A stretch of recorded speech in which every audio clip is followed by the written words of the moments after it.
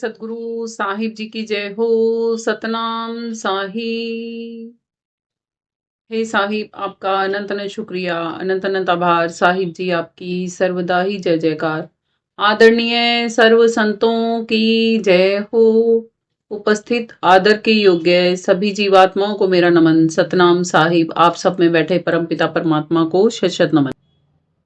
जो जस करे सो पावे सोई, यह संसार जात सब रोई। ये तुलसी साहिब जी भी कहते हैं कि जो जैसे कर्म करता है उसको वैसे ही फलों का भोक्ता बन के उसका भुगतान करना पड़ता है। कि संसार तो बेकार में ही रोता पीटता फिरता है कि मैंने तो ऐसा किया ही नहीं, मुझे ऐसा क्यों मिल गया, वैसा किया नहीं, नहीं किया होता तो मिलता भी नहीं, किया है तभी तो मिल रहा है ना। निर्गुण भक्ति, निर्गुण भक्ति में क्या होता है? यम नियम आसन प्राणायाम प्रत्याहार धारणा ध्यान समाधि, कि एक जगह बैठकर घंटों घंटों समाधिस्थ रहना पड़ता है। एक नियम के उसमें अनुरूप में चला जाता है। एक पर्टिकुलर उसका प्रोसेस होता है करने का, कि आपने सुबह 4 बजे उठना है तो 4 ही बजे डेली उठना है। आपका स्नान आदि इत्यादि 5 बजे तक हो जाना चाहिए। फिर आपने 5 से जो 6-7 बजे तक अपनी पूजा पाठ करनी है, वो नियमबद्ध चलती है। उसमें उसमें इतना भी टाइट नियम होता है कि यदि आपने शौच इत्यादि गए तो आपको आके पुनः स्नान करके फिर वस्त्र इत्यादि बदल के फिर दोबारा से अपनी पूजा पाठ पे बैठना पड़ता है। इतने सख्त नियम भी होते हैं उसमें।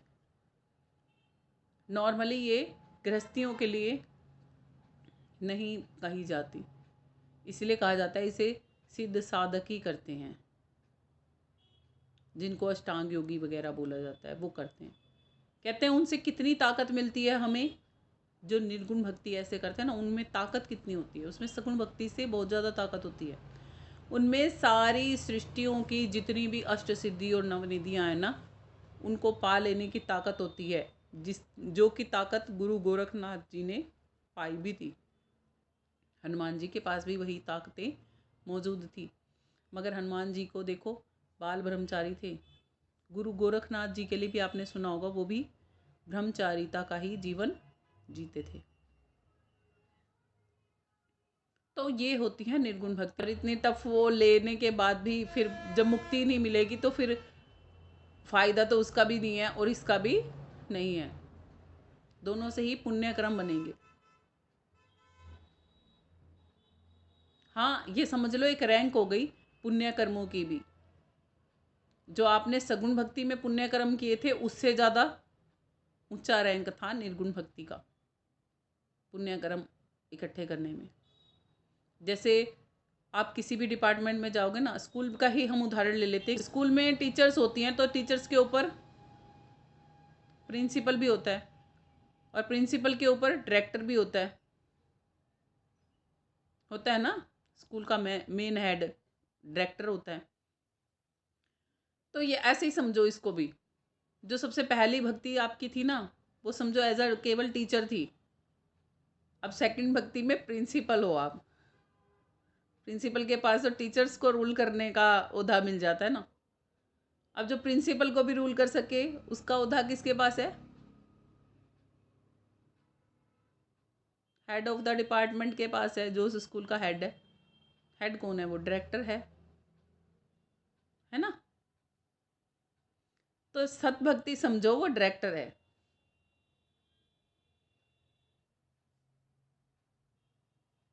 तब मुझे समझ में आया, जो फिर मैंने जाना सतभक्ति में होता क्या है ऐसा कि जो उसे डायरेक्टर बनाती है। सतभक्ति में सीधा सीधा ही आपको ना ही तो गृहस्थी छोड़नी है, ना ही निर्गुण या सगुण जो आप भक्ति कर रहे हो उनसे कोई आपका सरोकार रहेगा।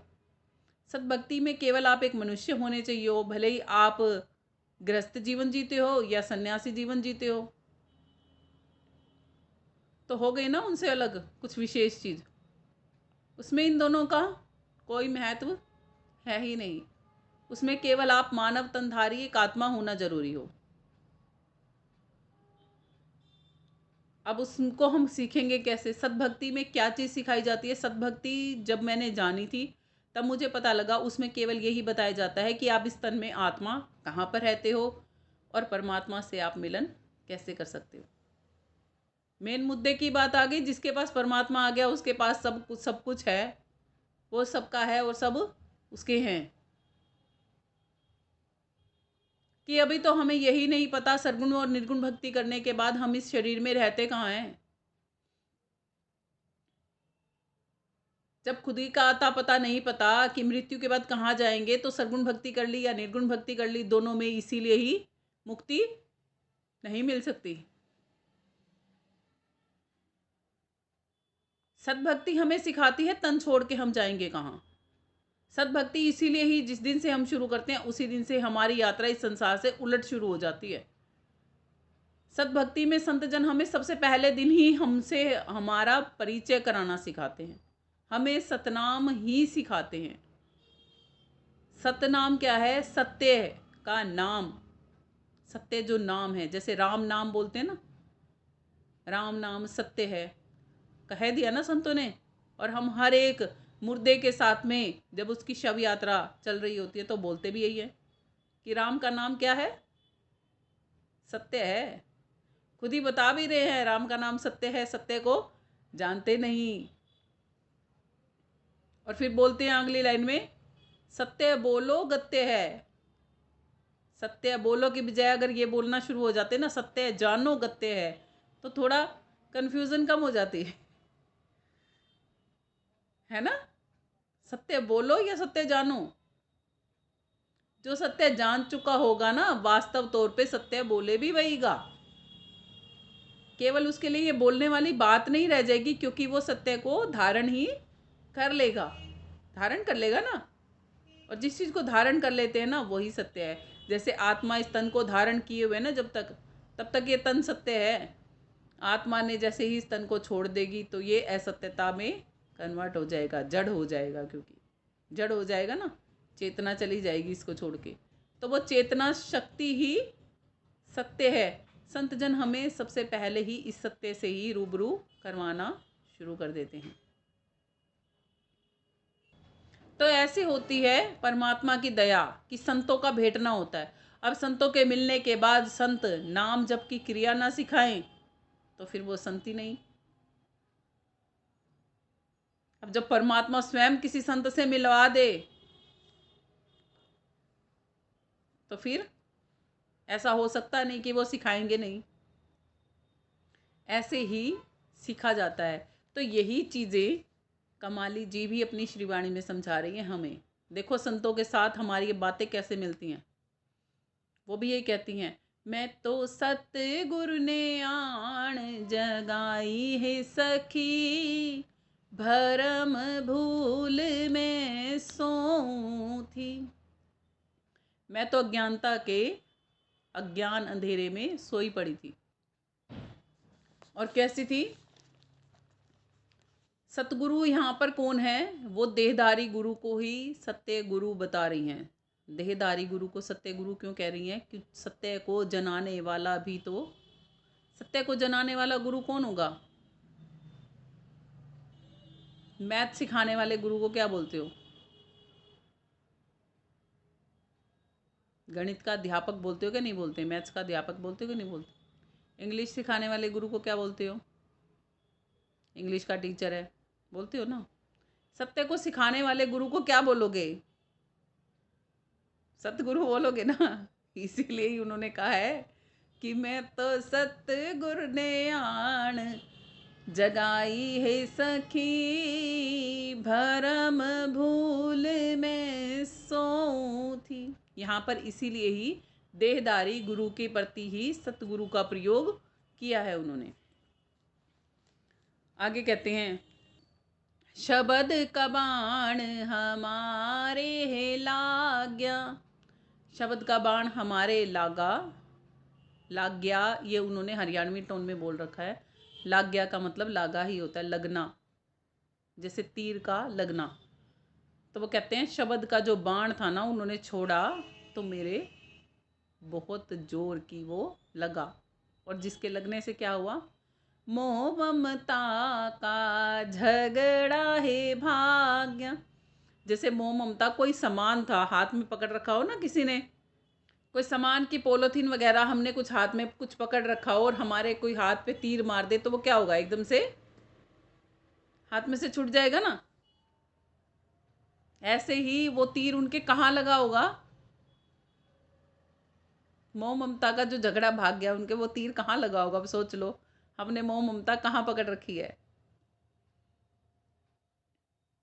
अंदर में पकड़ रखी है ना कहीं, दिल में। मीराबाई जी भी ऐसे कहती हैं, सतगुरु ने मारा है तीर मेरे पार उतर गया है ना। वो भी यही कह रही है, मेरे तीर मारा। जो तीर मारता हो हम उसके पास जाएंगे क्या? यहाँ तो तीर खाने के लिए जाने लग रहे हैं, है ना। देखो कैसे कैसे संत क्या कहते हैं, हमारे हमारे तीर मारा हमारे गुरुओं ने, और हमारे इतना पार उतर गया कि हम तो इस संसार से उलट होके कहीं और ही चल पड़े, है ना। तो कहते हैं शब्द, शब्द क्या है यहाँ पर, परमात्मा रूपी बाण है, वो सत्य रूपी बाण है, वो नाम रूपी बाण है, वो सतनाम रूपी बाण है जो गुरु ने उन्हें मारा। तो उससे क्या हुआ, कहते सबसे पहले तो मेरे मोह ममता का झगड़ा ही भाग गया, ये कि कौन अपना कौन पराया। सब में ही मुझे क्या दिखने लग गया, आत्मा दिखने लगी। सभी तो परमात्मा की हैं, कौन बेटा कौन बेटी, कौन बच्चे, कौन पति, कौन सास, कौन देवर, कौन देरानी, सभी तो आत्माएं हैं। कहते हैं सबसे पहले तो मेरा ये जो झगड़े वाला सिस्टम था ना, यही खत्म कर दिया मेरे तो सतगुरु ने, ऐसा बाण मारा मेरे तो सीधा ही कि कौन है तू ये परिचय जान ले, जरा ए आत्मा अपनी पहचान तो पता कर ले। जिस दिन अपनी पहचान पता लगती है ना हमें, हमें अपना असली वजूद पता लगता है कि हम आत्मा हैं। और जब हम आत्मिक उस भाव से ही सारे संसार को देखने लग जाते हैं तो हमें पता लगता है सभी आत्माएं ही हैं यहाँ पे, ना कोई अपना और ना कोई पराया। ना ही कोई पराया रह जाता है फिर, ना ही कोई अपना रह जाता है, सब एक बराबर हो जाते हैं। आगे कहते हैं कि मैं तो 5-25 से बचाई है सखी। 5-25 क्या है अब यहाँ पे, 5 प्रकृति के तत्व हैं, 5 ही हमारे ज्ञान इंद्रियां हैं, और 5 ही तत्वों से 25 हमारे अंदर में चलती हैं प्रकृतियों की। 5-5 प्रकृतियां हैं, 5 तत्वों की 5-5 अलग अलग प्रकृतियां।